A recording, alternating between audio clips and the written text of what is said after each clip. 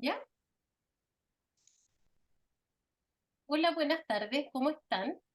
Quiero darles la bienvenida a nombre de la Sociedad Chilena de Medicina del Estilo de Vida y a nombre del Comité de Alimentación a nuestro primer webinar, un webinar que ha sido preparado con mucho cariño por muchos profesionales. El tema que elegimos fue obesidad más allá del exceso de calorías y le agradezco al equipo multidisciplinario la dedicación y el tiempo que le han entregado para que esto sea una experiencia muy educativa. Les voy a presentar la hoja de ruta. ¿Cómo presento? Ahí está. La hoja de ruta, donde haré una pequeña introducción al comienzo yo. Luego el profesor Fabián Brunster nos hablará un poco de ambiente obesogénico. La doctora Macarena Jordán hablará de programación fetal. Luego el doctor Carlos Telles nos va a hablar de estrés, sueño y relaciones sociales. Y vamos a terminar con nuestra terapeuta ocupacional Alejandra González, que nos va a dar una mirada más integral desde la ocupación.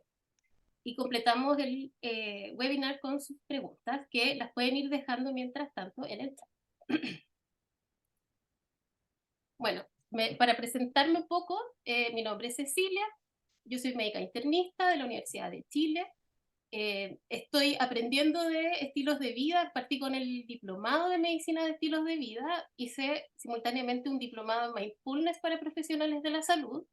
En este momento estoy cursando una certificación de alimentación basada en plantas de la organización Alimentando el Mañana y estoy como representante del Comité de Alimentación para nuestra sociedad. ¿Ya?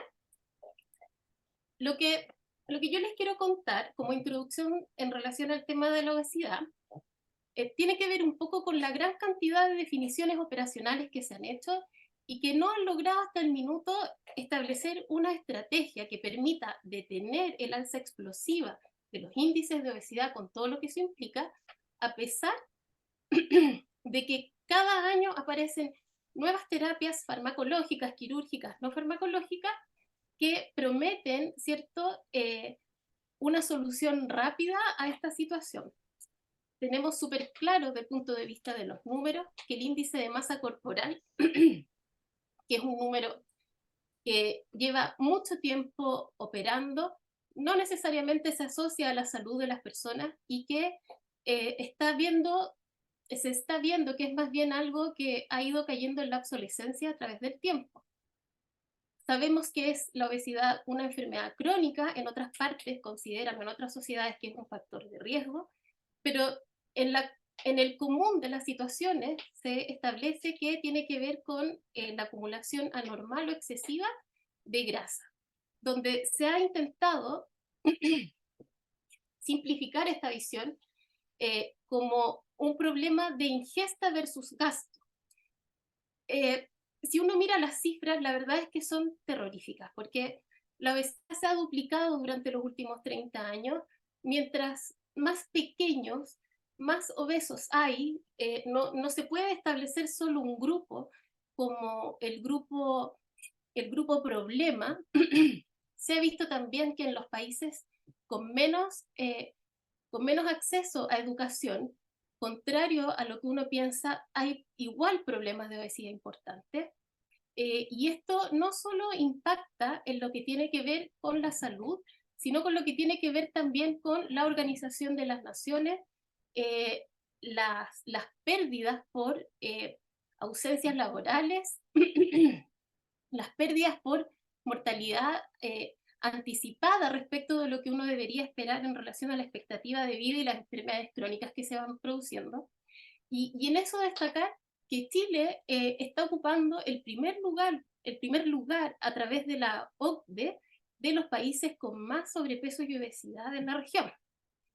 Esto nos tiene que preocuparnos también como Comité de Alimentación, el poder tratar de entender qué es lo que está pasando y más allá de lo que implica solo el exceso de los alimentos en esta condición.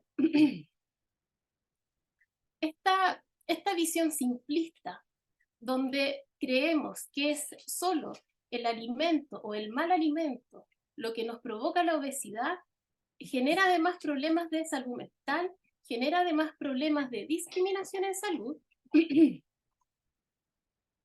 Y ha hecho que en muchas situaciones de atenciones de salud incluso asumamos que es la obesidad o la falta de voluntad de las personas la única razón por la que la gente está con esta condición.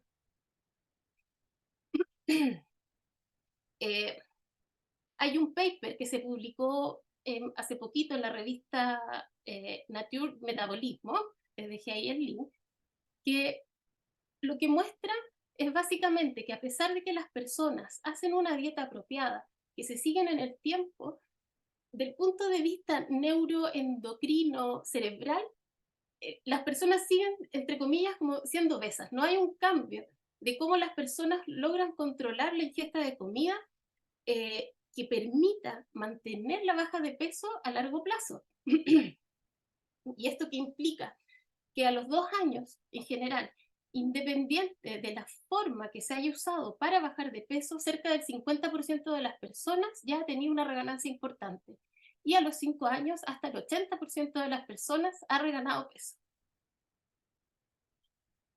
Y otro tema que es muy impactante tiene que ver con lo que pasa con las mujeres. En general, las mujeres, sobre todo en estratos socioeconómicos más bien bajos o culturales distintos, como en las mujeres de grupos indígenas, eh, han sido observadas desde una teoría que se conoce como la teoría del basurero. ¿Qué significa esto? Que dado que es la mujer la preocupada de mantener la alimentación dentro del hogar, privilegia el alimentar a los hijos y al esposo, el marido, pareja, que trae el recurso al hogar, con las mejores comidas, digamos, con lo más nutritivo, y terminan las mujeres comiendo lo que van dejando los niños, lo que va dejando el esposo, y en este como círculo que se va armando, la nutrición sigue siendo una malnutrición por déficit, pero que está basada principalmente en la ingesta de carbohidratos que provocan una obesidad visible, pero no un exceso de nutrientes finalmente. Bueno, eso quería hablar yo como introducción. No sé si algún comentario o presento a Fabián. ¿Sigo? Sí. Bueno, ahora les presento a Fabián Brunster. Él es licenciado en Educación y profesor de Educación Física y Salud de la Pontificia Universidad Católica de Valparaíso, paramédico de la Armada Suiza. Está en este momento cursando un magíster de Actividad Física para la Salud y además es profesor en la Escuela Especial Rapa Nui de la Corporación Municipal de Viña del Mar y entrenador personal. Así que los dejo con él. Hola, hola, ¿cómo están? Espero que estén muy, pero muy, muy bien. Cecilia, muchísimas gracias por esa introducción. Soy profesor de educación física, mi nombre es Fabián. Ya Cecilia por mí me dio un pase gol, así que espero ahí hacer un golazo al ángulo con esto que es el ambiente obesogénico, ¿ya?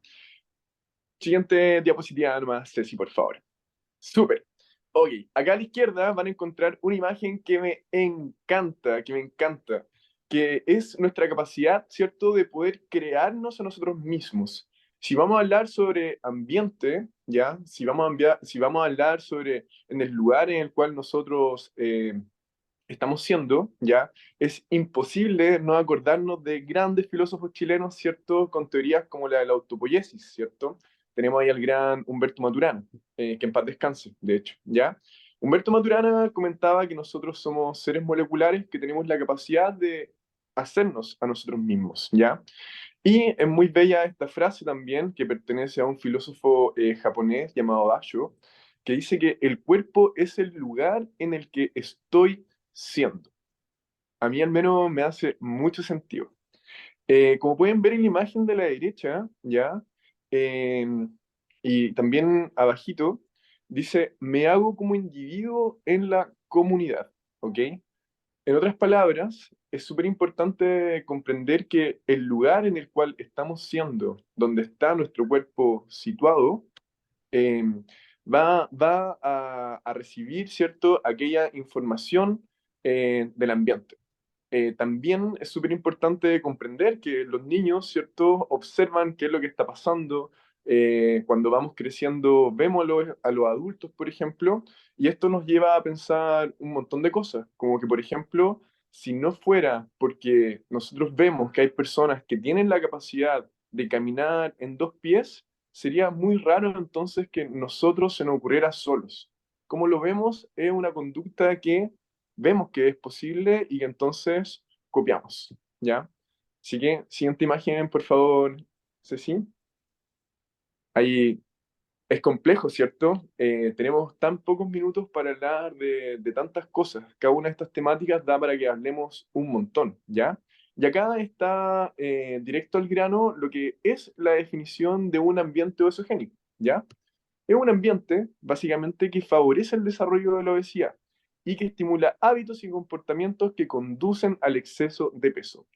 Es el conjunto de factores externos que nos rodean que pueden conducir al sobrepeso u obesidad, ¿ya? Como pueden ver en la imagen, se asocia, por ejemplo, al ambiente obesogénico un entorno en donde hay un montón de tecnología. Por ejemplo, se puede ver un joystick de una consola de videojuegos. Todos sabemos que cada minutito que estemos frente a pantalla es lo mismo que un minuto de sedentarismo. También un comportamiento estacionario, ¿cierto? A la derecha vemos nuevamente el uso de la tecnología, en específico, por ejemplo, con poder pedir comida online. Por lo general, muchas de estas son comidas rápidas. Ha existido un aumento gigante de estas mismas aplicaciones y de estos restaurantes también, después de la pandemia, incluso, bastante llamativo. Y podemos ver también acá abajito en la misma imagen del ambiente obesogénico una persona que se encuentra trabajando o que está en un tiempo de ocio desde su casa con un computador. Sin embargo, la pregunta del millón, ¿la imagen está completa?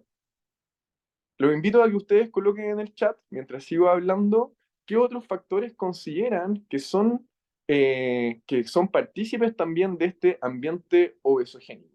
Yo, por ejemplo, voy a hablar ahora muy cortito sobre uno que está relacionado, por ejemplo, con la infraestructura, ¿ya?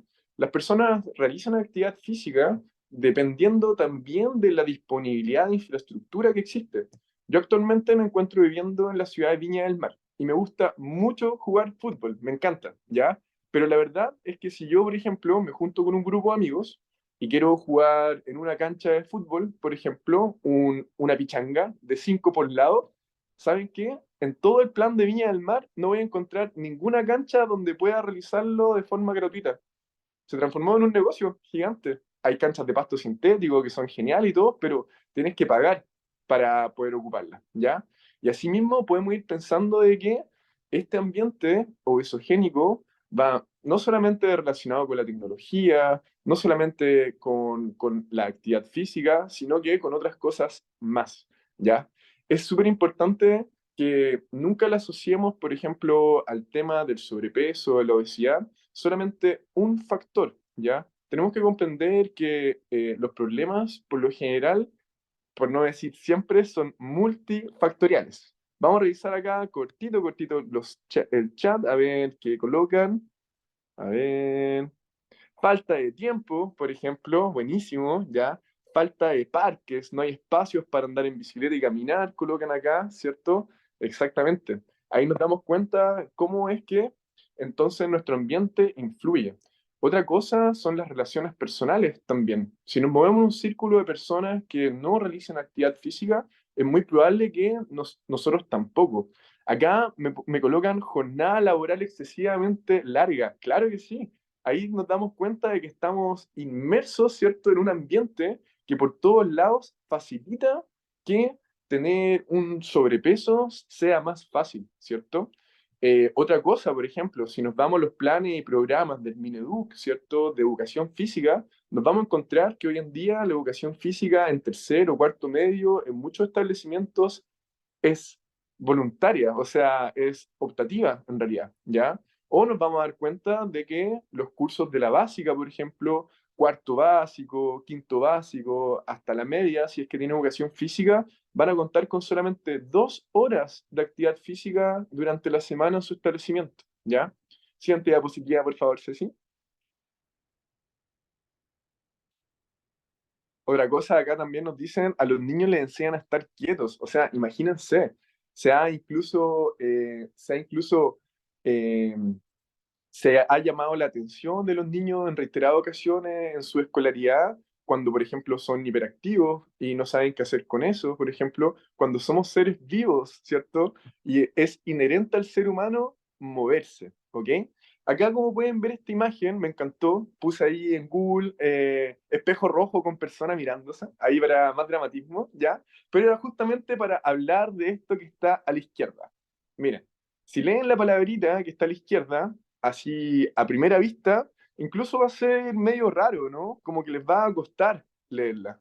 De hecho, como que hay que ir juntando para que tenga un poco de sentido, ¿ya? Pero si se fijan muy bien, de abajo, de arriba hacia abajo, exacto, Claudio, dice fragmentación, ¿ok? Y la fragmentación es lamentablemente un enemigo gigante, porque la fragmentación de las cosas cree que por lo general tienen solamente un culpable, por así decirlo. Literalmente este webinar se llama obesidad más allá, ¿cierto?, de la alimentación. Entonces, claro, a pesar de que nosotros seamos profesionales y sepamos, por ejemplo, de que no solamente está asociado a un exceso de consumo de calorías, por ejemplo, la ganancia de peso, hay otros factores también, ¿cierto? Entonces, por eso, la fragmentación no se condice con aquello por lo cual estamos nosotros acá en la medicina del estilo de vida. Y es por lo mismo que en la siguiente diapositiva, ya, tenemos acá un esfuerzo de toda nuestra comunidad, ¿cierto?, en querer abarcar un problema como un todo. Y acá se van a dar cuenta de que, de verdad, está todo, todo, todo relacionado, ¿ya? Sí o sí está relacionado el pilar de comer de forma saludable, pero por supuesto. Pero sin embargo, esa no es la temática de este webinar, ¿cierto? Pero está de todas formas porque también la medicina del estilo de vida ataca el tema de comer de forma saludable, entendiendo que va a combatir, ¿cierto?, el exceso de peso. Sobre todo si es que está, por ejemplo, la persona siguiendo una dieta que está basada en plantas, ¿ya? Luego tenemos la actividad física. Hay una asociación, una correlación directa respecto a los niveles de actividad física con el estado nutricional de una persona.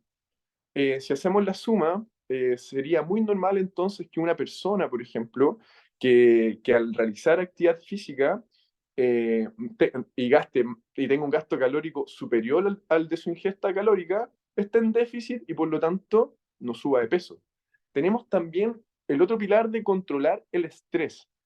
Y claro, también encontramos otra correlación, y es que eh, todos sabemos que, por ejemplo, un aumento del estrés puede ser casi un sinónimo de un aumento de la ansiedad también. Y nosotros sabemos que en este mundo más ansioso, muchas personas aplacan eso, ¿cierto?, que nace del estrés con comer. Relaciones interpersonales. Esto es clave. Si tú te mueves, por ejemplo, en un ambiente en donde las personas con las cuales tú estás relacionándote hacen actividad física, son físicamente activos, ¿cierto? Es muy probable que tú también. De hecho, dato interesante, ¿sabían ustedes que los hijos de mamás activas o que hacen algún tipo de deporte, pero en su gran mayoría, también van a terminar siendo personas físicamente activas? Acá tenemos el otro pilar que es el mejorar los hábitos de sueño. Y nuevamente encontramos una correlación con el sobrepeso, ¿ya?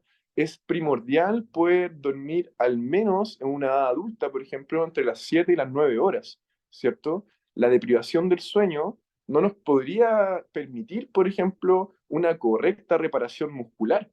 Y la reparación muscular es importantísima, porque, por ejemplo, hoy en día el músculo, y por fin toda la comunidad, ¿cierto?, científica, lo está viendo como un gran órgano endocrino. Y como tal, si tenemos entonces una buena calidad muscular, entonces podríamos estar ahí, por ejemplo, mucho más preparados, ¿ya? Mucho más preparados. Por ejemplo, hay una relación ahí incluso con la insulina, ¿ya? Y también tenemos por último el otro pilar, el abuso de sustancias. Principalmente quería mencionar acá el tema de abuso de sustancias como parte de este ambiente obesogénico también, por ejemplo, el consumo de alcohol, ¿ya? Literalmente el consumo de alcohol es el consumo de un montón de calorías llamadas calorías vacías. Una persona alcohólica que ingiere, por ejemplo, destilados o mucha cerveza, un ejemplo, ¿ya? También va a estar teniendo un consumo excesivo de calorías y es muy probable que tenga una tendencia al sobrepeso. Así que pregúntense, eh, ¿es realmente culpa de las personas el estado nutricional que tienen? ¿O es culpa un poco también, cierto? O es culpa un poco también de todo este entorno.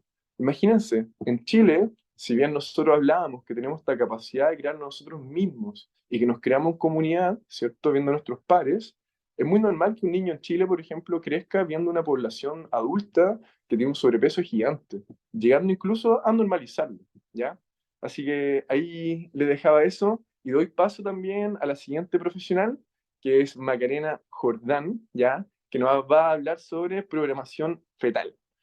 Así que los invito también a que cualquier cosita, por favor, puedan dejar sus preguntas en el chat, ¿ya? Y tienen mi contacto también por si quieren dejarme alguna pregunta, consulta, también ahí por privado, ¿ya? Así que los dejo con Macarena. Les voy a presentar a la doctora Macarena Jordán, neonatóloga, médica de la Universidad de Göttingen, Alemania, pediatra, neonatóloga de la Universidad de Valparaíso, actualmente jefa de la unidad de neonatología del Hospital Biprovincial de Quillota, Petorca, haciendo una actividad de sonoterapia hermosa con sus recién nacidos de la NEO, y pertenece también al directorio de la SOCIP de la quinta región. Así que disfrutemos su presentación. Hola, bueno, buenas tardes. Bueno, ya hablamos entonces de lo que es la obesidad, de cómo ha ido aumentando y ya ha llegado a niveles que en verdad, o sea, convivimos con ella en todo tiempo. O sea, yo en la parte pediátrica neonatal lo veo desde el embarazo, sigo viendo el tema en mi consulta general de pediátrica y es un tema del cual nadie se puede restar, yo siento, porque ya lo estamos viendo en todas las áreas de nuestra vida, sea en el trabajo, con nuestros colegas, sea donde vayamos. Y bueno, tenemos este ambiente obesogénico, como bien explicaba Fabián, que no aporta mucho porque nuestra sociedad actualmente se está estructurando de una manera que invita al sedentarismo, invita al consumo o mal alimentación. Entonces es como nadar en contra de la corriente lo que estamos tratando de hacer nosotros. Pero yo siento que cada vez somos más nadando contra la corriente y así como logramos, por ejemplo, traer una sonoterapia o una UTI neonatal, pienso que se puede ir de a poquito integrando todo lo que vamos a hablar ahora en la vida de cada uno. Uno lo puede ir integrando en los niños, en las embarazadas, que es mi tema ahora, y así podemos ir de a poquito creando una nueva conciencia con respecto a lo que es la obesidad, el sobrepeso, la inflamación crónica, que en verdad va todo de la mano. Bueno, y para eso quiero hablarles entonces de la programación fetal. Vamos a hablar un poco de cómo esta inflamación de bajo grado en el ambiente intrauterino afecta a largo, o sea, y primeramente al feto y después a corto plazo recién nacido y a largo plazo a ese feto que después va a ser un adulto y va a ser el adulto en los próximos años. Entonces, por eso es importante saber qué tipo de adultos vamos a tener en los próximos 20, 30 años. Sí, la siguiente, por favor. Bueno, vamos a hablar entonces de la introducción, vamos a hablar un poco de la patobiología de la obesidad materna. ¿Qué se produce? ¿Qué pasa cuando una mamá o una gestante es obesa o tiene obesidad? No quiero tampoco encasillar a todo, hacer un mal uso de la palabra obesidad, simplemente como los trabajos están estructurados y se toma como un diagnóstico clínico, lo vamos a ir nombrando así durante esta presentación porque así es como se está descrito en la literatura. Pero no es para estigmatizar a nadie, porque como sabemos, no es culpa de nadie ser obeso, pero sí es importante para mí como neonatóloga, por ejemplo, saber puede producir esa obesidad materna en el recién nacido. Y eso es importante no solo para mí, sino que también para los otros profesionales de la salud. Bueno, vamos a hablar un poco de la inflamación que se produce a nivel de la placenta. La placenta es un órgano un poco olvidado, los ginecólogos obstetras lo estudian un poco, uno cuando estudia neonatología también se va metiendo un poquito más en qué es lo que sucede en la placenta, pero generalmente es un órgano que muchos médicos la verdad que no, nadie le da mucha importancia, siendo que es el órgano que está que tiene como la función, es un poco como el músculo del Fabián, que claro, los profesores de educación física, la gente que se dedica a la medicina, al deporte, le está dando cada vez más importancia, pero generalmente un médico general, la placenta no es de gran importancia. Vamos a ver ahora que sí hay que empezar a darle importancia a la placenta. Luego, cómo se produce la inflamación fetal que se produce in útero y qué consecuencias puede tener esta dependiendo en qué etapa del feto se produce. Y luego, cómo esta programación fetal, que lleva una inflamación fetal, puede entonces después a largo plazo llevar a enfermedades como crónicas del adulto. Primero con trabajos animales, que es lo que más hay, porque hacer trabajos en humanos de este tipo son muy difíciles, muy confundentes, es muy difícil reclutar muchas embarazadas para ver cómo todo eso influye a largo plazo, y por eso es que uno tiene que, en este tema, extrapolar mucho de los trabajos animales a lo que somos los humanos. Y luego vamos a hablar de algunas conclusiones. La siguiente, por favor.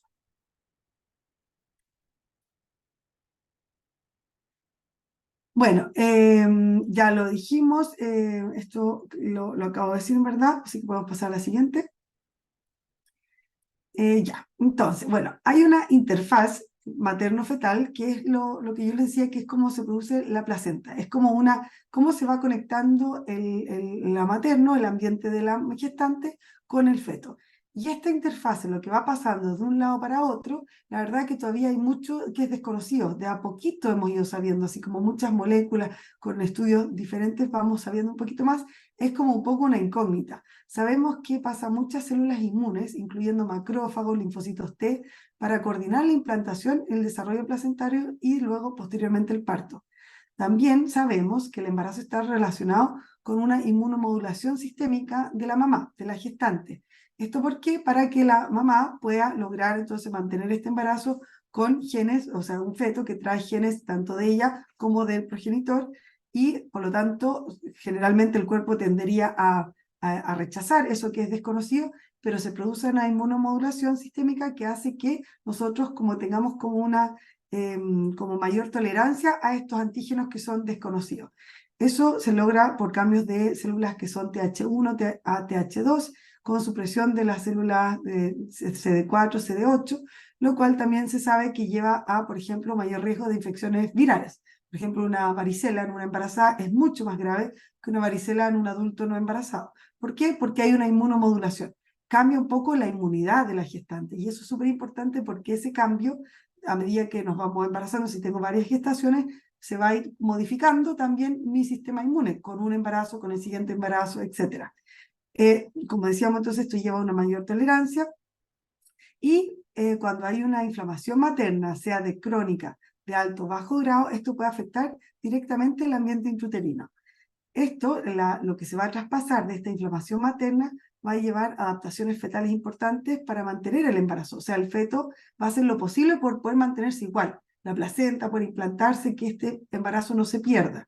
También, bueno, aquí no hay o tal vez sería súper interesante conversar sobre esto también con algún experto de fertilidad, porque por lo que estaba viendo y leyendo al respecto de esto, es que uno se puede explicar por qué también ha aumentado mucho la infertilidad a nivel nacional, por lo que yo veo que muchas mamás requieren tratamientos para quedar embarazadas, y a nivel mundial también se ha visto lo mismo. Y esto también se puede explicar por esta inflamación crónica con la cual llega una mujer a gestar.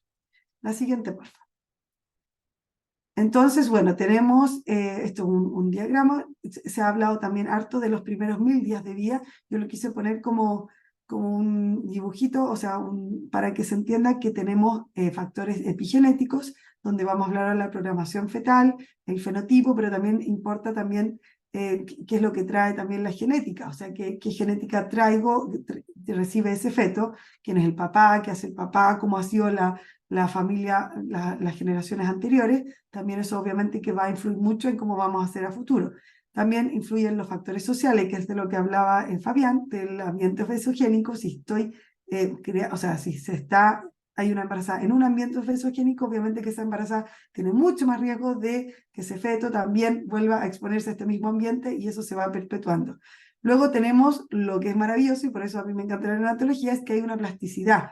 el ser humano se adapta y se defiende, y vamos a ver que eso lo logra todo el tiempo, o sea prematuro, restringido, hijo de madre diabética, hijo de madre hipertensa, el feto hace lo posible por adaptarse y el recién nacido se sigue adaptando a lo que uno lo va exponiendo. Y ahí es donde la humanidad, por eso es que se ha perpetuado, porque logramos muchas adaptaciones increíbles. Y bueno, también hay otros factores individuales, ¿cierto? Que va a influir un poco después la alimentación, el parto, el tipo de parto, si tengo leche materna o no, ganancia de peso, etc.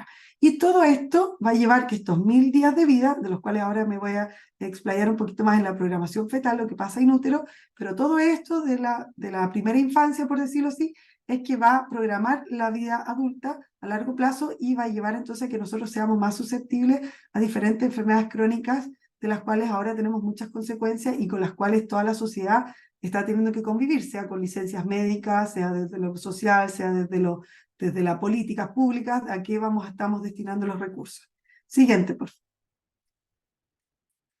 Entonces, tenemos, bueno, que la obesidad en general ha aumentado, por lo tanto ha aumentado también en las gestantes, y actualmente se calcula que aproximadamente 24% de las complicaciones de los embarazos es atribuible a un sobrepeso o obesidad materna. Esto es un montón, porque antiguamente los recién nacidos fallecían de infecciones, de otro tipo de problemas, pero hoy en día vemos que la mayoría de las complicaciones que tenemos, con las cuales yo me veo enfrentada en la neonatología, viene un poco por la obesidad o el sobrepeso o esta inflamación crónica materna. El tejido adiposo materno funciona como un órgano endocrino, así como dijimos que la placenta tiene muchas funciones de las cuales también nos falta saber mucho más, también el músculo y también el tejido adiposo produce un montón de moléculas, hormonas que van un poco dirigiendo cómo se está el medio ambiente de la embarazada. Dentro de esos factores que produce un factor de necrosis tumoral que se asocia directamente a la resistencia a la insulina. Este también se traspasa al feto. Entonces, el feto está expuesto a una mayor cantidad de factores de necrosis tumoral. El infiltrado por macrófagos de la placenta determina un círculo vicioso entre la secreción de moléculas proinflamatorias, resistencia a la insulina, disfunción endotelial y aumento de la grasa del corporal. Esto lleva a una tasa metabólica reducida desencadenada por un consumo excesivo de nutrientes, y esto se va a extender a través de la placenta y va a llevar a un ambiente fetal proinflamatorio. Por ejemplo, y este ambiente proinflamatorio se ha visto que va influyendo directamente en el crecimiento del feto. Por ejemplo, puse uno acá, pero uno por varias moléculas, el aumento de la interleuquina 6 se ha asociado con un mayor crecimiento fetal.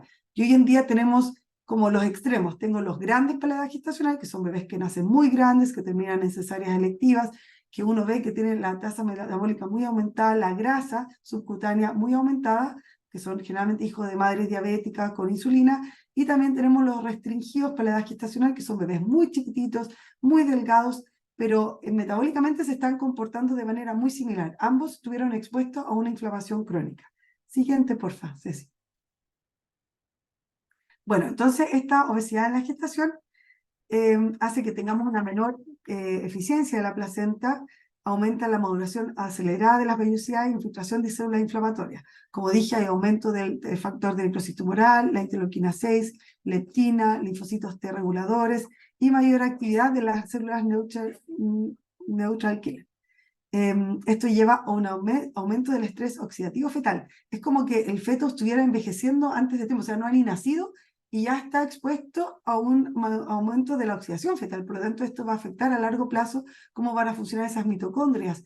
Y esto yo creo que ahora lo estamos recién viendo al inicio, pero en 50 años, tal vez a mí ya no me toque ver, vamos a seguir viendo las consecuencias de todo lo que se está estudiando actualmente. Bueno, el ambiente placentario, el hipotóxico, hace que haya también una disminución de la vasculogénesis y aumento del estrés oxidativo y de la hipoxia fibroplacentaria. Esto también lleva a perfiles de aminoácidos alterados, que no son los ideales si uno compara los aminoácidos que se traspasan a través de una placenta de una mamá obesa o diabética versus una placenta de una mamá no obesa, y también alteraciones de la interrupción de la miomagnificación de los ácidos grasos de cadena larga. Los ácidos grasos de cadena larga a nosotros los neonatólogos nos interesan mucho porque sabemos que influyen directamente en el desarrollo cerebral. Son ácidos grasos que necesitamos para que el cerebro empiece a generarse, a crecer, y por lo tanto, al haber una alteración de esto, también esto puede explicar a largo plazo un montón de otras cosas que estamos viendo hoy en día. El aumento del déficit atencional, el aumento del espectro autista, el aumento de un montón de cosas que también se van a ver a largo plazo, me imagino, en la parte del área de salud mental. Bueno, los fetos, como les decía, están expuestos a ambientes más hipóxicos porque la placenta está más insuficiente, tienen los marcadores oxidativos aumentados y lo que sí logran compensar, o sea, el feto que no fallece, porque también estamos viendo muchos abortos en primer, segundo trimestre, justamente de mamá obesa, o sea, de gestantes obesas, y están llegando, por ejemplo, también influye un poco la edad de gestación, entonces ahí se mezclan muchas cosas, están llegando las mamás más estresadas, con mayor sobrepeso, con una nutrición peor, con una inflamación crónica de mayor edad, con varios abortos previos a gestar actualmente. Y esos abortos también se explican un poco por todo esto. Pero el feto, a pesar de todo, logra compensar con diferentes mecanismos, como lo es, por ejemplo, el óxido nítrico, como mecanismo de protección. Siguiente, por Ceci.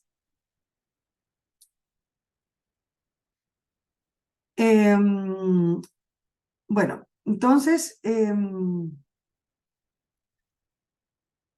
esto hace que también el feto logre como o sea, se logra adaptar a esto si se mantiene el embarazo, ¿cierto? Y la placenta de alguna manera logra proteger este feto y llevarlo al embarazo a término. Estas como estrategias de protección se ha visto y se está estudiando que difieren un poco en los sexos, entre sexo masculino y femenino, el sexo del feto, si es femenino o masculino, y ahí se están tratando de ver un poco cuáles son los mecanismos de protección que uno encuentra para poder replicarlo y eventualmente llevarlo a algún tratamiento. Así que esas son como las cosas que se vienen más a futuro. La siguiente, por favor. Aquí un poco como lo que veníamos hablando, entonces tenemos la programación fetal con todo lo que les dije, con esta disregulación de las citoquinas que se traspasan, linfocitos, células inflamatorias, va a llevar entonces a esto asociado a la inflamación materna, de cómo se inflama entonces la placenta y por lo tanto hay un circuito vicioso que va a llevar a que sigue nomás la siguiente, Ceci. Se produzcan entonces todas las consecuencias a largo plazo. Y las consecuencias a largo plazo se ha visto más en trabajos animales. En los trabajos animales se ocupan roedores, ovejas o primates, que son los más como extrapolables al ser humano. En general, la obesidad materna inducida por una dieta, o sea, lo que se hace ahí es que se inyectan grandes cantidades de grasa, se lleva como una sobrealimentación de ratas o de primates, o sea, uno le modifica la dieta, lo expone a diferentes ambientes obesogénicos de estos animales, y se ve entonces qué es lo que pasa con los fetos, para eso hay que hacer trabajos, y después a largo plazo cuando nacen, o se siguen entonces estos animales a largo plazo. Y lo que se ha visto es que hay una alteración del apetito a nivel cerebral, tienen una disregulación de cómo es el apetito después cuando nacen. Lo otro es que tienen más resistencia a la insulina y a la leptina. Hay más trastorno hipertensivo, hay mayor hipertensión. Hay una función reducida en las células beta pancreáticas que va a llevar a largo plazo a una disfunción de una diabetes tipo 2. Esteatosis hepática, enfermedad del hígado graso no alcohólico, también hay mayor cantidad de macrófagos proinflamatorios en la descendencia, hay una hipersensibilidad a los leucocitos, a los glucocorticoides, hay una respuesta exagerada a citoquinas inflamatorias y hay una hiperfagia aumentada, lo que les decía, esta disregulación del apetito. Y esto se perpetúa incluso sin agregar otras cosas adicionales en la vida postnatal.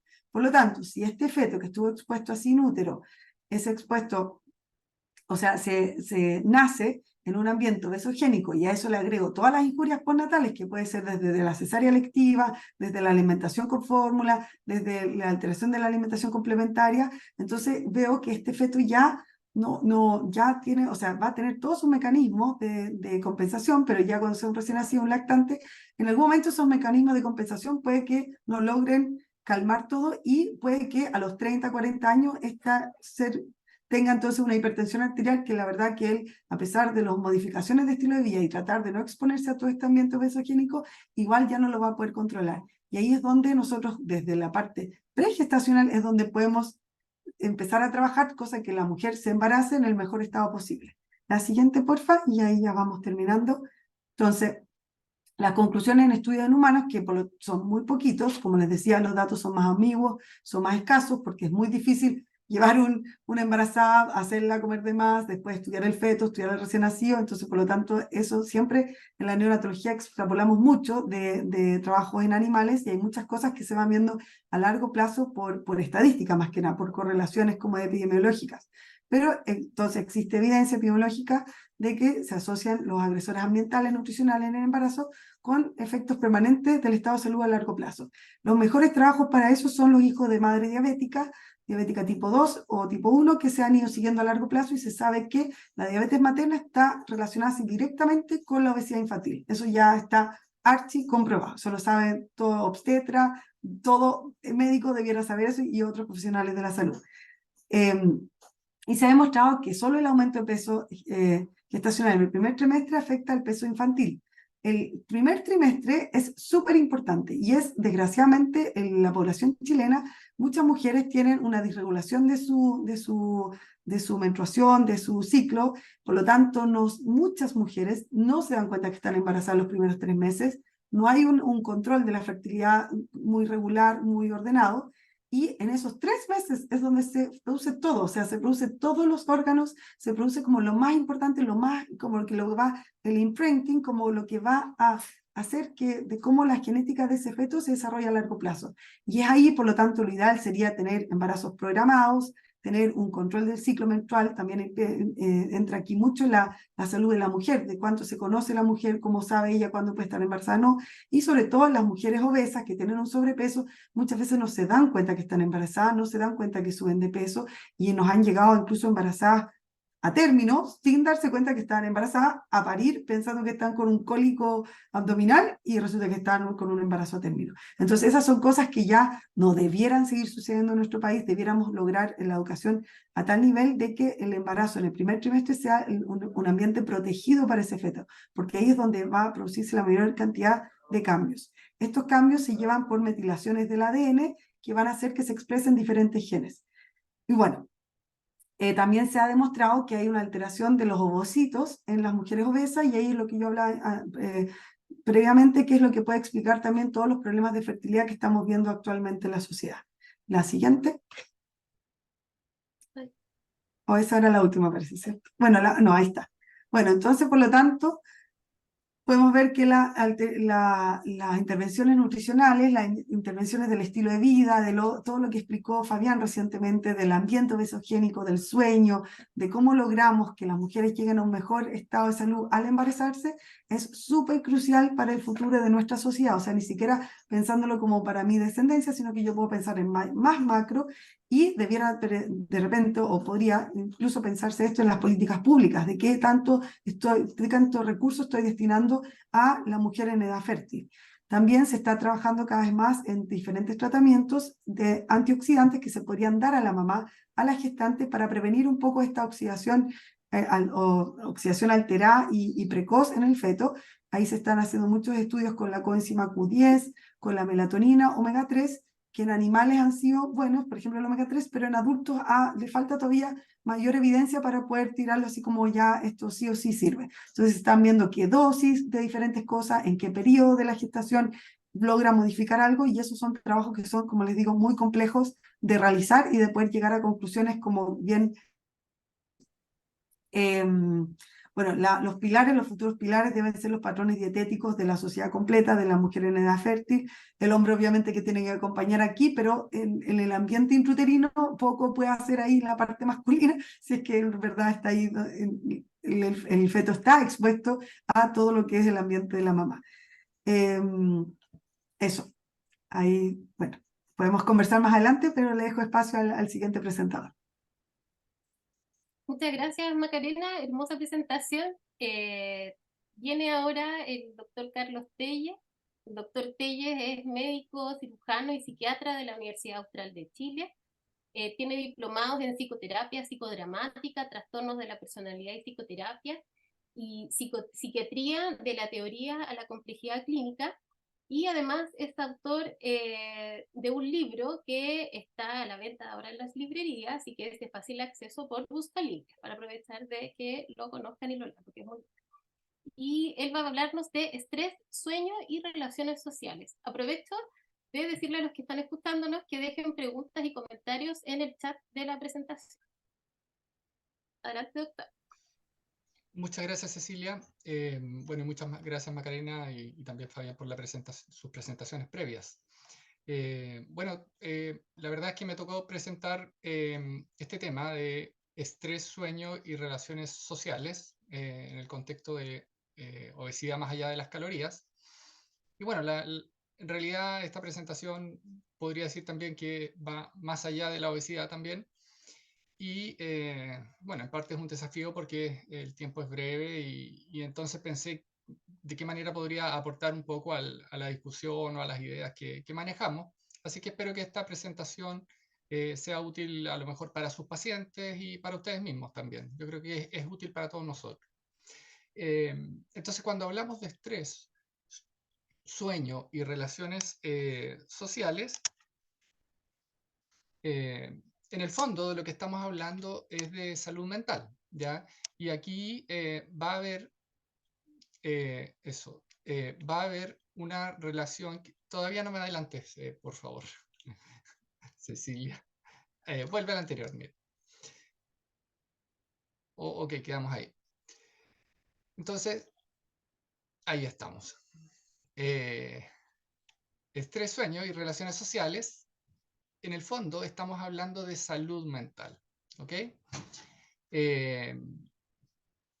Y existe en esto entonces una circularidad en la relación, ya en el sentido de que en la medida que manejamos mejor el estrés, dormimos mejor y tenemos relaciones sociales más positivas, mejora nuestra salud mental, pero a la vez, en la medida que nuestra salud mental está mejor, entonces también disminuye, tenemos más tranquilidad, disminuye el estrés, podemos dormir mejor y nuestras relaciones interpersonales también tienden a andar mejor. No sé si se entiende el concepto este de que esto es circular. Dame la siguiente.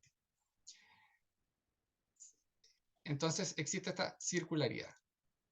Y viendo pacientes también permanentemente de salud mental, me he dado cuenta de un elemento que quizás pasa un poco desapercibido y que no se habla mucho, y que tiene que ver con que la salud mental, y por ejemplo aquellos pacientes que, esto quizás un poco feo a lo mejor decirlo, quizás por eso tampoco se habla, pero aquellos pacientes que tienen peores resultados en sus tratamientos, que tienen más dificultades, uno ve que hay un área que está de alguna manera afectada o disminuida, y dame la siguiente, y que, Cecilia, que tiene que ver con este elemento que es de la inteligencia, ¿ya?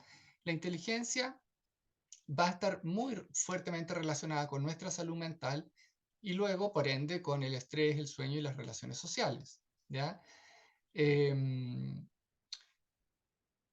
Dame la siguiente. Entonces, claro, este tema es, como ya decía, es poco hablado y quizás por el hecho de que contenga una cierta connotación negativa hacia las personas, entonces uno a veces incluso hasta evita pensarlo. Entonces, pero aquí me acordé de esta frase que dice, lo que de tan sabido se calla, de tan callado se olvida. Yo creo que el tema de la inteligencia es un tema que se ha callado y se nos ha olvidado. Entonces, ¿me das la siguiente, Cecilia? La gran pregunta que surge, por supuesto, entonces acá es, ¿qué pasa si no soy inteligente? Porque entonces uno dice, bueno, si una persona es inteligente, estamos bastante mejor, y entonces, bueno, si no soy inteligente, ¿qué puedo hacer? Y ahí viene como el problema. ¿Me das la siguiente? Entonces, ahí me acordé de esta frase antigua que leí hace muchos años y que decía, no importa cuánta inteligencia tengas, sino cuánta inteligencia utilices, ¿ya? Vamos a la siguiente. Y con esto me acordé de la película Forrest Gump, ¿ya? Que si no la han visto se las recomiendo. Y que la verdad es que yo digo que necesité llegar a ser psiquiatra como para entenderla verdaderamente. Porque cuando uno la mira de manera superficial, quizás se queda en las cosas un poquito más absurdas o chistosas, qué sé yo, pero cuando uno analiza el trasfondo y la profundidad de la película, se da cuenta de la magnitud y por qué recibió tanto premio a esta película, ¿ya? Entonces, la película, por si no la han visto, se trata de una persona que tiene un coeficiente intelectual limítrofe o una disminución en su coeficiente intelectual, asociado además probablemente a un síndrome de Asperger, ¿ya? Pero lo relevante es que tiene una disminución en su coeficiente intelectual. Y él, durante el transcurso de la película, está sentado en una banca, que si ustedes se fijan o ven la película, está muy erguido, muy bien plantado ahí en la banca, y él está narrando su historia. Entonces la película transcurre mientras él narra su historia. Él hace este relato, se nota a una persona con una autoestima sólida, con confianza, seguridad, ¿ya? Y al lado se van sentando distintas personas que se sientan a escuchar a esta persona que es evidente, que es diferente y que tiene un coeficiente intelectual, tiene algunas cosas raras, un coeficiente intelectual que se nota que algo pasa ahí, que no es normal, por decirlo así, pero que sin embargo cuenta unas historias que son entretenidas y educativas, ¿ya? Entonces, por eso me acordé, y se las recomiendo que lo vean, ¿ya? Y me acordé de esta frase de que no importa cuánta inteligencia tengas, sino cuánta utilices, cuánta utilizan nuestros pacientes y cuántas utilizamos nosotros también, ¿ya? La siguiente. Entonces, respecto de esto, pensé en algunas cosas, como por ejemplo, para efectos de la inteligencia, cosas que yo creo relevantes. Una es la receptividad, ¿ya? Es estar atento a los consejos, por ejemplo, que los profesionales entregan. La receptividad obviamente también va a estar asociada a la capacidad de reflexión, porque uno no puede recibir todo lo que entregue las otras personas, digamos, ¿cierto? Pero también la receptividad, por ejemplo, influye en nosotros mismos, cuánto escuchamos a nuestros pacientes, cuánto los estamos entendiendo realmente en lo que nos están diciendo, o simplemente nosotros estamos imponiendo nuestros esquemas y ni siquiera escuchamos a quien está delante. Entonces, dentro de la inteligencia está esto, muy importante, la receptividad. Otro factor es la elección de las personas que nos rodean, que ustedes saben que es un pilar de la salud de estilo de vida, y que hay, hoy en día ha sonado mucho este refrán que dice, o sea, no refrán, sino esta frase que dice, júntate con 4 emprendedores y serás el quinto, júntate con 4 personas trabajadoras y serás el quinto, etc. Entonces, es muy relevante con quién te vas a juntar, la influencia que vas a recibir. Respecto a la inteligencia también es muy importante el poder establecer focos, ¿ya? Decir qué es lo que yo quiero, hacia dónde quiero ir, porque si yo sé hacia dónde quiero ir, así camine a pasito de tortuga, yo voy a acercarme a ese objetivo, ¿ya? Y pueden ser focos del día a día, pueden ser focos familiares, pueden ser focos de mediano plazo del año o a lo mejor a mayor tiempo. Entonces es muy importante establecer estos focos. Y lo otro es el tema de que uno permanentemente está tomando decisiones. Entonces, esa toma de decisiones es permanente y va a determinar nuestro futuro. ¿Me das la siguiente? Respecto al establecimiento de focos, lo que yo veo, lo que yo he observado es que nosotros frecuentemente funcionamos en un modo espontáneo, ¿ya? Más allá de que tenemos obligaciones, responsabilidades, en muchas cosas nosotros funcionamos así como en cierta medida aleatoriamente. Yo digo que funcionamos como la persona que va al supermercado y dice, ya tengo que ir a comprar algunas cosas al supermercado, va al supermercado, se tienta entre medio, se distrae, lleva más cosas de las que debió haber comprado y llega a la casa y después dice, ¡ay, se me olvidó lo más importante! Se me olvidó lo que había ido a comprar. Entonces, ¿por qué? Porque funcionamos en un modo espontáneo y porque yo digo que en la vida también tenemos que llevar, así como en el supermercado, una listita para que traigamos lo que realmente fuimos a comprar. En la vida es importante anotar qué es lo que queremos, hacia dónde queremos llegar, cuáles son nuestras prioridades, de qué temas queremos hablar. A lo mejor qué tema queremos hablar con nuestras parejas, con nuestros hijos, con nuestros padres o amigos, ¿ya? Pero creo que es muy importante el poder anotar lo que quiero para, a lo mejor puede ser incluso hasta para el día a día o para más adelante, ¿ya? En relación a esto, también quería hacer una acotación pequeña y es que el rendimiento de nuestra mente no es, no es permanente, no es estable. El rendimiento de nuestra mente, al igual que el rendimiento de un deportista, fluctúa. Entonces nuestra mente tiene momentos de claridad e inspiración, a veces son en la mañana, a veces en la tarde, y otros momentos que no. Y pasa también con etapas de la vida donde no entendemos las cosas y otras donde sí entendemos las cosas. Entonces, de nuevo, cuando estemos inspirados, cuando tengamos claridad con respecto de nuestras ideas o lo que queremos, anotémoslo y también digámosle esto, obviamente, a nuestros pacientes. La siguiente, porque van a tener mejores resultados en sus vidas. Entonces, lo que quiero mostrar es que el tema de la inteligencia es un tema evolutivo, que se desarrolla a lo largo del tiempo y que es la anterior y que se conquista, ¿ya? Entonces tú puedes ganar inteligencia. Esto no es como el chiste del Chavo del Ocho que llegaste primero a la repartición de inteligencia o llegaste último, ¿ya? Más allá de que obviamente uno tiene una cierta base genética, ¿cierto? Pero el tema de la inteligencia es evolutivo y se puede desarrollar, ¿ya? Se conquista, se desarrolla y así como tú lo puedes hacer crecer tu inteligencia, hablando en términos generales, también puedes perder inteligencia si vas tomando malas decisiones o te vas vinculando con elementos que, que afecten tu salud y tu salud mental y cerebral. Entonces, también respecto a la inteligencia y en general, yo diría que hay que tener esperanza, porque muchas veces perdemos la esperanza y creemos que ya no vamos a avanzar, no vamos a aprender más, que no se puede, que vamos a perder, que estamos condenados, etcétera, etcétera. Y resulta que en la vida todas las cosas o gran parte de las cosas son evolutivas y van cambiando a lo largo del tiempo. Entonces, el llamado es a utilizar nuestra inteligencia, a que les invitemos a nuestros pacientes también a utilizar su inteligencia, a que sean protagonistas. Cuando ustedes hablan de alguien que asume protagonismo, lo que está haciendo en realidad es utilizar su inteligencia, ¿ya? Entonces, ese desarrollo de nuestra inteligencia afectará nuestra autoestima, nuestra seguridad, nuestra confianza. La siguiente. Y en la medida que utilicemos y desarrollemos nuestra inteligencia, entonces mejorará nuestra salud mental, mejorará nuestra calidad de vida, mejorará la relación con los demás, con nosotros mismos y también con la comida. La última creo que viene. Entonces, de hecho, para que quede más claro, si uno sigue los pilares de la medicina de estilo de vida, ustedes se pueden dar cuenta que ellos van a ser tendientes a que pueda ir mejorando la salud mental de las personas, su salud cerebral y también su inteligencia. Si hacen ejercicio, si se come de manera sana, porque eso va a tener un impacto a nivel cerebral y todo lo demás que ustedes ya saben. Aquí quizás yo destacaría en este minuto las relaciones interpersonales, con quién yo me voy a juntar, va a tener un impacto muy fuerte en qué tan inteligente puedo llegar yo a ser, ¿cierto? Por transmisiones y por influencia y por estimulación. Y por otro lado, por ejemplo, el abuso de sustancias. Claramente, con el consumo de drogas, marihuana, la inteligencia va a ir a la baja. Eso se los puedo asegurar. Y los resultados que van a tener las personas en sus vidas, con las decisiones que van a ir tomando y sus acciones, van a ser peores y los van a llevar a mayores niveles de sufrimiento. Así es que bueno, eso quería contarles, espero que les haya servido y muchas gracias.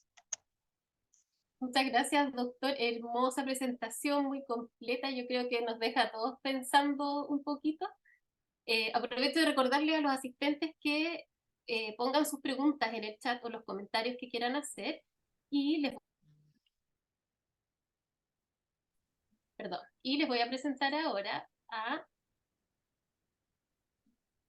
Alejandra González, nuestra terapeuta ocupacional, que es terapeuta de la Universidad de Chile, que tiene un magíster en Administración en Salud, que es coordinadora de la carrera de terapia ocupacional de la UDD, que lleva 13 años haciendo docencia y que nos quiere dar esta mirada desde la ocupación en relación al tema que estamos hablando. Así que bienvenida, Alejandra, muchas gracias. Gracias Cecilia, gracias a todos los que están ahora acompañándonos. Bueno, la siguiente. Efectivamente, yo soy terapeuta ocupacional y desde ahí quise darle una mirada desde mi disciplina y poder justamente integrar lo que es la temática de la obesidad con la terapia ocupacional. A partir de mis años como académica, que yo casi 14 años en la academia, en la Universidad de Chile y ahora en la Universidad del Desarrollo, he podido estudiar y ver qué es lo que está haciendo la terapia ocupacional en este ámbito, dado que por la complejidad que significa. ¿Ya? La siguiente. Bueno, aquí justamente yo les traje este diagrama que muestra que solo al verlo nosotros podemos ver lo complejo que es los factores que están involucrados en en la generación de obesidad. De hecho, este es un diagrama que es del año 2007 y habla de 137 factores que estarían influyendo de manera positiva o negativa en la obesidad. Entonces, sin la necesidad de leer cada uno de los cuadros, nosotros ya nos hacemos la idea de que efectivamente esto es muy complejo de entender, muy complejo de intervenir, y por lo tanto aquí nos llama, ¿cierto? Y se hace evidente las causas multifactoriales que tiene la obesidad y por lo tanto la necesidad de una mirada interdisciplinaria. Y desde ahí nosotros, o yo al menos como terapeuta ocupacional, he intentado poder integrar, como les mencionaba, mi disciplina, la terapia ocupacional, y la necesidad de poder involucrarnos en los temas de obesidad, entendiendo que es una problemática que hoy en día aqueja tremendamente a Chile, a nuestra población de manera transversal. O sea, estamos hablando, como bien decía Macarena, con los niños, las mujeres, porque tiene una perspectiva de género en el adulto mayor. Entonces, la necesidad de poder mirarlo más allá de intervenciones aisladas y más bien reduccionistas, sino que poder mirarlo de una mirada con una mirada mucho más integral. La siguiente. Bueno, el terapeuta ocupacional, para quienes no saben, ¿cierto? Ayudan a las personas a realizar sus actividades diarias y que éstas justamente sean importantes y significativas y contribuyan a la salud de las personas. Entonces, desde ahí, nosotros nos enfocamos en lo que son las ocupaciones. ¿Y las ocupaciones? ¿Cuáles son las ocupaciones que tenemos en el día a día? Tenemos las actividades de la vida diaria, el manejo de la salud, el descanso y el sueño, la educación, el juego, el trabajo, el ocio y el tiempo libre y la participación social. Todas estas ocupaciones son las que le dan al ser humano su sentido ocupacional. El ser humano significa que nosotros somos seres ocupacionales. Bueno, y las ocupaciones significativas o el involucrarse en ocupaciones significativas, al ser humano, gracias a esto, va a construir identidad, cubre sus necesidades, va a contribuir a la sociedad y obviamente también que va a mantener su salud. La siguiente. Perdón, es que me bajé ahí. La siguiente, sí. Bueno, entonces, desde la terapia ocupacional uno puede decir cuáles son cómo puede ayudar primero a entender la condición de obesidad, pero también cómo podemos aportar en esta mirada que nos puede ayudar a incorporarnos al equipo multidisciplinario, justamente para poder abordar otros ámbitos que yo siento que hasta hoy quizás no están lo suficientemente considerados. Y dentro de lo que yo he podido estudiar, indagar, que sobre todo está en el mundo anglosajón, ya la información que desde el aporte que hace nuestra disciplina a este tema, tiene que ver con cómo vamos rediseñando ocupaciones justamente para poder adquirir nuevos hábitos y rutinas. Entonces, teniendo ese foco de que el terapeuta se mete en lo cotidiano de las personas, en cómo hace las cosas, en los obstáculos que tiene para la realización, para la ejecución de las tareas cotidianas. Entonces, uno como se mete en ese detalle, en lo cotidiano, en la vida diaria de las personas, uno puede ayudar a rediseñar, a resignificar y, por lo tanto, construir nuevos hábitos y rutinas que vayan en este camino de una vida más saludable y la adquisición, obviamente, de mejor salud.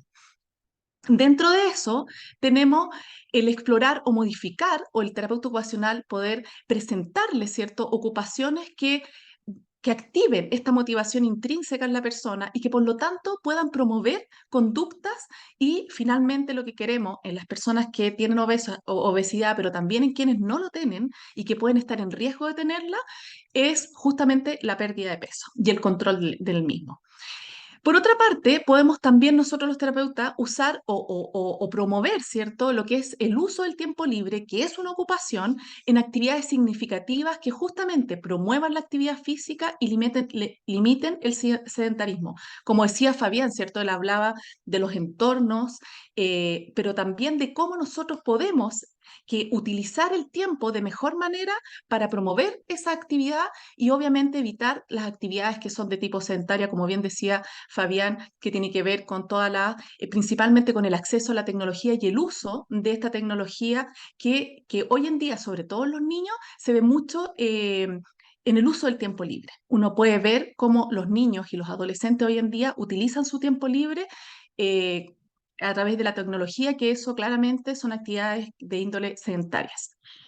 Bueno, también nosotros podemos contribuir en la organización de rutinas diarias que sean más equilibradas, ¿ya? O sea, que este exceso de trabajo o este exceso de pantalla o la falta de sueño, porque aquí tenemos que generar un equilibrio, nosotros hablamos de equilibrio ocupacional, entonces, tratar de organizar rutinas para que justamente logremos este equilibrio y podamos incrementar las conductas de autocuidado. O sea, en este equilibrio, cuidarnos, cuidar nuestro sueño, cuidar nuestra alimentación, cuidar nuestra participación, y se refiere también al punto que sigue, donde vamos a fomentar la participación, mejorando el bienestar percibido, porque también se vincula con lo que hablaba Carlos, que tiene que ver con este bienestar, con cómo nosotros, nuestra salud mental se beneficia y a partir de ahí también somos capaces de tomar mejores decisiones.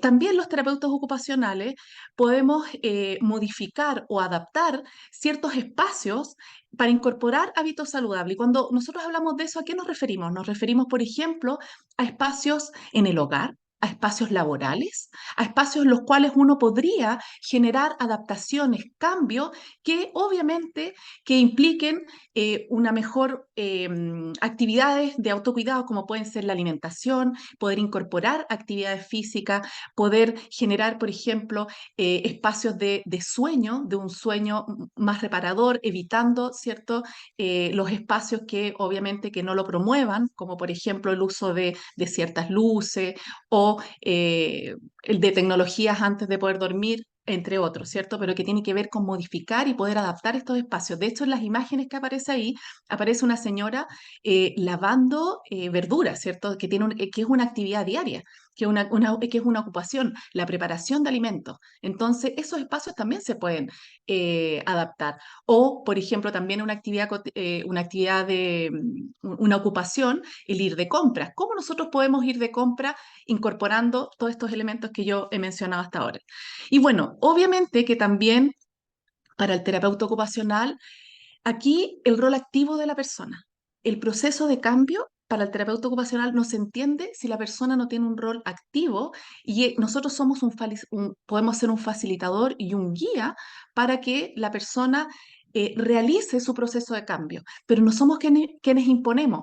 La imposición, y ya está visto, las indicaciones por sí solas no sirven. O sea, las indicaciones o cualquier activación, ¿cierto?, tiene que venir de la persona. Nosotros trabajamos con la motivación para poder justamente generar cambio y a partir de ahí poder ir generando o poder lograr estas estructuras, este rediseño de ocupaciones que le permitan a la persona justamente incorporar cambios en sus rutinas, en sus hábitos y obviamente que beneficien su salud, que al final es lo que aquí todos estamos y es lo que nos interesa y lo que nos moviliza.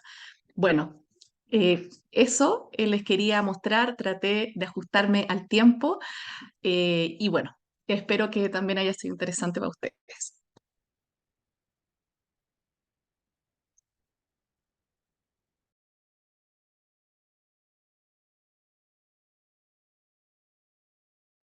Muchas gracias, Alejandra. Parece que ese sí está con problemas en su micrófono, ¿o no? Sí. A ver si lo puede solucionar. Aprovecho a preguntar, bueno, además de agradecer a O sea, termino. ¿Ah? Ahí sí. Ahí No, sí. sí. Ya. Iba a preguntar antes que tú des el cierre, Ceci. Además, aprovecho a agradecer la excelente presentación de cada uno de los expositores. Se nota la dedicación, el cariño, la experiencia, ¿ya? Y este abordaje multidisciplinario que es tan importante para este tema tan complejo, ¿ya? Como bien lo explicaron cada uno en sus exposiciones, es un problema que a pesar de cada vez sabemos más que es multifactorial, lo reconocemos como problema de salud pública hace bastante tiempo, pero todavía sigue siendo un gran problema. Por lo tanto, necesitamos unir fuerzas para tener el mejor abordaje, ¿ya? Así que los felicito, les agradezco también. Hemos tenido una amplia asistencia, tenemos 30 participantes, eso es maravilloso considerando la hora, el día.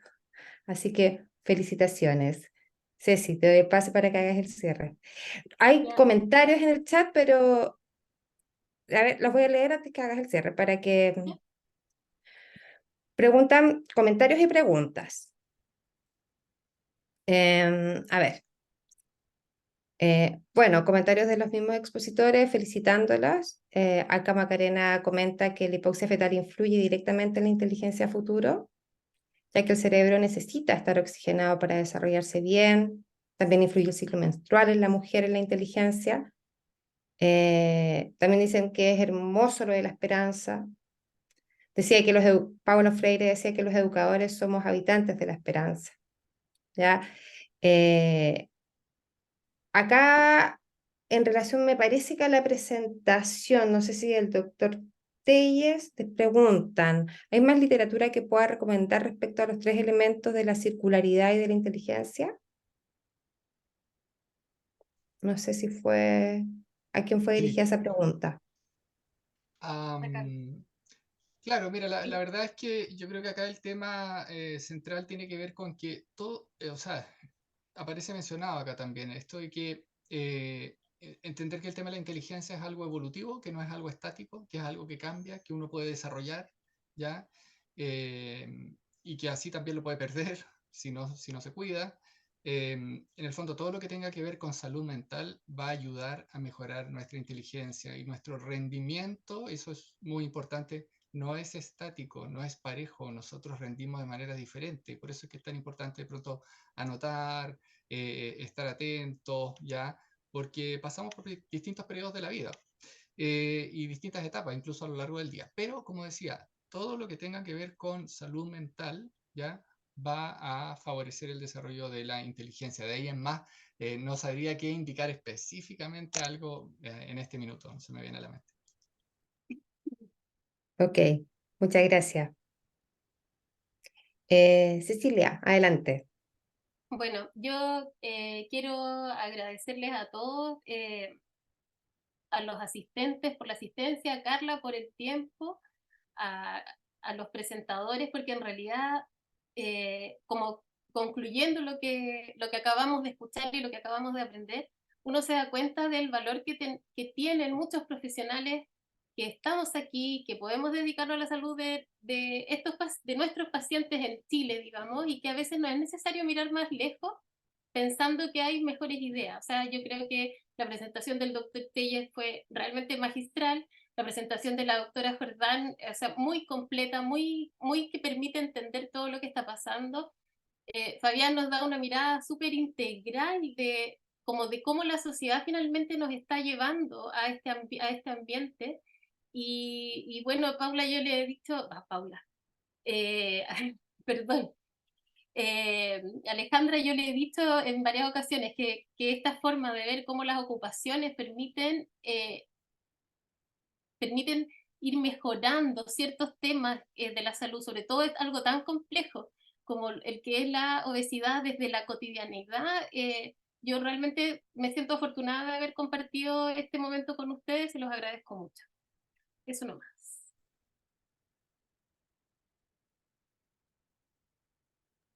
Muchas gracias, Cecilia. Y bueno, a través tuyo, las felicitaciones al comité por la organización. Aquí Fabián, que levantó la mano, quiere también dar unas palabras de cierre. Adelante. Sí, me encantaría poder decir un par de palabras. En primer lugar, agradecerle a todas las personas que están acá conectadas. Sabemos, ¿cierto?, los esfuerzos de hacer un espacio en la agenda personal, profesional, familiar de cada uno para poder decir presente.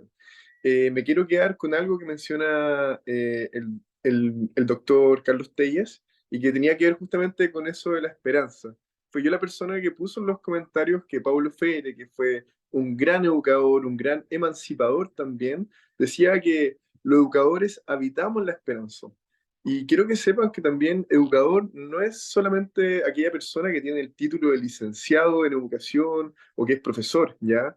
Una mamá, un papá, por ejemplo, en un hogar son los primeros educadores. Entonces, esa es la importancia también de ir cuidando mucho nuestro ambiente, porque podemos tener de verdad una repercusión gigante en la vida de un ser humano, ¿ya? Que no se olvide, nosotros somos más que seres sociales, seres relacionales. Sea, es un llamado en realidad a que seamos responsables desde nuestras profesiones. Considero también que cada uno acá tiene un don que está para, para ser entregado hacia la comunidad y también a combatir todo esto que es tan complejo, ¿no? Y es complejo porque el escenario es desesperanzador. Si nosotros vemos de verdad las cifras que están relacionadas al sobrepeso en Chile, vamos a ver cifras que están hablando de aproximadamente 2/3 de la población adulta. Entonces, casi como que viviésemos en el mundo al revés, ¿o no? Esas cifras debiesen ser totalmente dadas vueltas, o en un imaginario, en un mundo más utópico, no debiese existir las personas que tienen exceso de peso, ¿cierto? Pero como decíamos, no había que perder esa esperanza. Esa invitación a hacer también política, también hablando sobre este tipo de cosas, aconsejando, invitando, recomendando, ya que nosotros también como seres que somos capaces de crear nosotros mismos, es importante entender también que las cosas que vamos a integrar en nuestro diario vivir, ¿cierto? Que vamos a repetir y que se van a transformar en patrones, créanme que si vienen eh, desde el sentido, va a ser todo mucho más fácil. El sentido es un catalizador. Espero de todo corazón que esta presentación le haya hecho un montón de sentido a cada uno de ustedes y en el caso de que algunas de las aristas que son parte del ambiente obesogénico o que son parte del pilar, de los pilares de la medicina del estilo de vida, no la estén abordando muy bien en sus vidas, que se detengan un minuto, un segundito, y se den cuenta que de verdad la salud debiese ser prioridad número uno por sobre todas las otras cosas. Eso.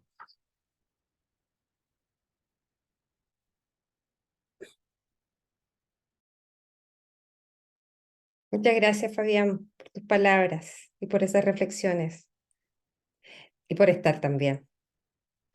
Bueno, les recuerdo que este webinar va a quedar grabado y alojado en nuestro canal de YouTube para todas aquellas personas que por diversos motivos no pudieron estar. Así que para que les comenten también a sus amigos, a sus más cercanos, que lo pueden revivir, ¿ya? Así que muchas gracias nuevamente, que tengan una excelente noche y una linda semana también, lo que queda. Hasta luego. Gracias a todos. Chao, chao, que estén muy bien. Muy buenas noches. Chao, muchachos.